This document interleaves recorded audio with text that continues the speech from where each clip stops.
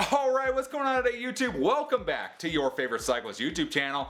This week, we're doing a bike check on my wife's Trek 820 mountain track we built for her. But first, if you are not subscribed, make sure you head down below, hit that subscribe button for me. If you already are subscribed, make sure you hit that little bell icon right next to that. That way you get notified every time I upload.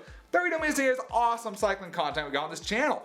So right on to the video, we are talking all about the Trek 820 mountain track that we built for my wife. Kind of did a full resto mod on, made it feel like a brand new bike while looking really cool as it is. So first off, let's start with this. Why did I decide to save this bike and make this her mountain bike? So first off, I got this bike for free from a friend. They were just getting rid of bikes and they had this and I was like, sure, I'll take it. I didn't even know what it was at the time. Came home, this is my wife's bike size. This is the exact size she needs to ride. And I went, okay, that's cool. So I was like, okay, that's cool.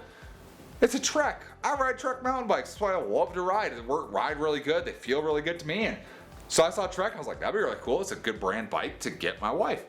And the last thing I looked at was right back here. And I've talked about this in videos where I say if you're looking for a bike and you want it to be upgradable in the future, look for one thing, and that's going to be that it has a cassette on it. And this bike had a cassette. It did not have a freewheel. It had a cassette. And when I saw the cassette, I said, yes, this is the bike I want to keep right here. So long story short, I had her ride it. She was like, okay, I'm okay with this. After a little bit, after we kind of fixed up the brakes a little bit, fixed the 30-year-old brakes up, got them to kind of work so she could at least test ride and feel how it was. Sure, okay, I like it. You can fix it up. I'll ride it sometimes when we go to events. So I was like, all right, that's fine with me. Cool, sounds great. So let's start off super basic with this bike. This bike, I believe, is from the late 90s, where this is from. So it's a Trek 820 mountain track is the model designation for this bike.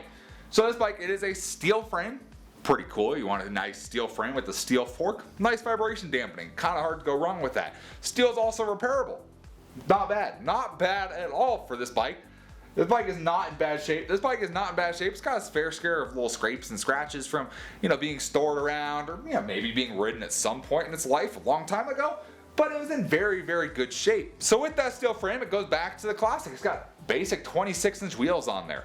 Very basic rim brakes on there as well. They have a very nice hub set on here. These hubs are Shimano Acera hubs, which were pretty decent back in the day. On an 820, that was a very, very nice hub to put on these. Nowadays, you get like no-name hubs. These actually are a name brand Shimano Acera hubs, so I kept those as best I could. Of course, tires, I kind of wanted to stick with the 90s theme on there. I like to keep my bikes semi-period correct. So as you guys have seen on my channel a little bit, some bikes like to keep kind of period correct. And this was one of those I wanted to keep kind of original to what it would have been kind of in the 90s. This one was to build this bike up. So with tires, we went the WTB Mutano Raptors. I've had these tires for like 12 years, just waiting for the perfect bike to put them on, and we got them here. So these are the WTB Mutano Raptors. It's got 26 by 2.24 on the back, and then a 26 by 2.4 on the front. So it's kind of got that good offset pattern. That was how these tires were designed, is for a wider tire on the front, narrower tire on the back. So it's really cool to be able to use these on this bike. They have tons of tread left. They're gonna be a really cool look on the, they make this bike look way cooler than it did with the original tires that it had on here. Way cooler, it makes it look far more aggressive, so I love those tires there. And then of course we move on to brakes. So you guys saw me trying to repair the brakes on here and you saw that they still weren't that great. So we went ahead and we threw brand new cantilevers on here. And those are brand new Shimano Acera cantilevers on here, front and rear with new pads. We cleaned up the rims so the brakes would work great. And I kind of wanted to keep that cantilever look. The cantilevers were some of the first brakes you'd see on these bikes, and they look really cool when you see them, especially all nice and shiny and working. A lot of times cantilever brakes, they don't work for crap. So it's really cool to be able to have those cantilevers and stick with those. She still gets that nice, the mud clearance if she ever goes in some mud or dirt clearance, whatever she needs. She still has that offer, but that makes it look like a kind of a cool old style bike. So for drivetrain, so I kept the 3x on the front. And the reason I kept this 3x is because it's my wife's bike. She's gonna take this bike who knows where. She's gonna want that really low gear and that second gear, and who knows, maybe someday she'll shift into that high gear on here, shift into that large gear and rip down the trail as fast as you can. Who knows, maybe that'll happen somewhere down the road. But the reason I wanted to keep this specific 3x is it is geared very low, very, very low. I believe it has a 20 as the smallest, and then it goes 20, 30, and then a 40. So it is very, very, very low geared for what this bike is, and I was kind of happy with that. I want it to be really low geared. For my wife in the hills, I want it to be as geared as low as she goes. It can, so she can climb up hills, follow along with us, follow along my daughter who rips around her balance bike or her pedal bike. She needs to be able to at least keep up with my daughter. So that was kind of the deal with this. I wanted to keep that standard 3x drivetrain up here. And then moving on to the back, I had to do a little bit of work back here. So this is a 10-speed Shimano Dior XT from about 7 years ago. This is actually the drivetrain. This is actually the setup that came original on the Trek Superfly before I swapped it over. So this is what came out originally. I had it sit in a box and I said, hey, we can use that for this bike.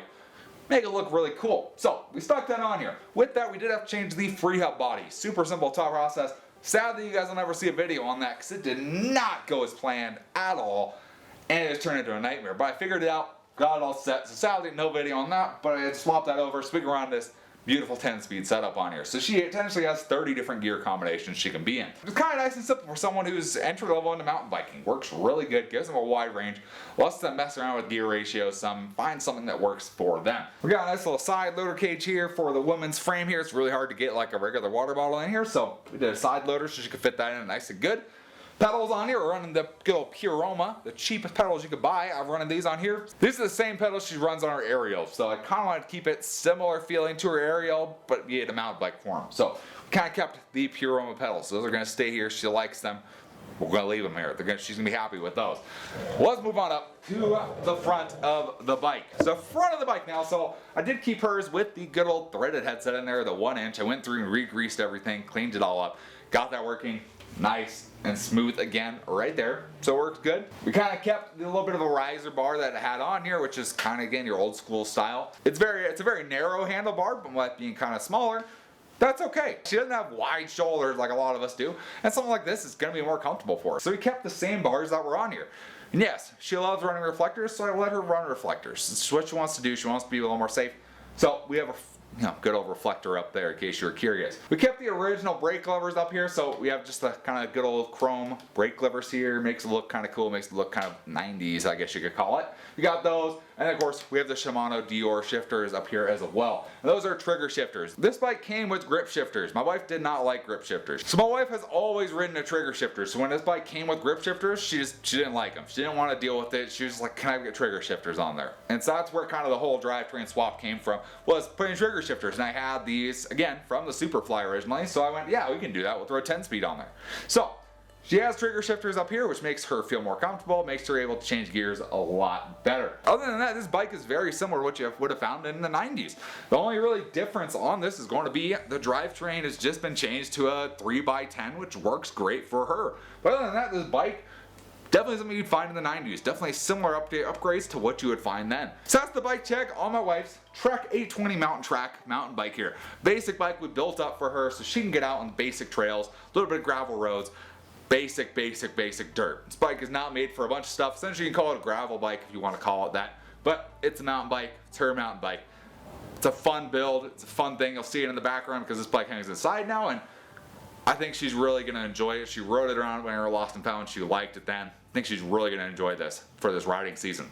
So hopefully you guys enjoyed the video. Hopefully you enjoyed learning about my wife's 820 here. If you did, give this video a big thumbs up. Appreciate the support. Any comments or questions, let me know down in the comment section below. Love chatting with you guys. Love answering questions you guys have. And I will see you in the next video. Thanks for watching today.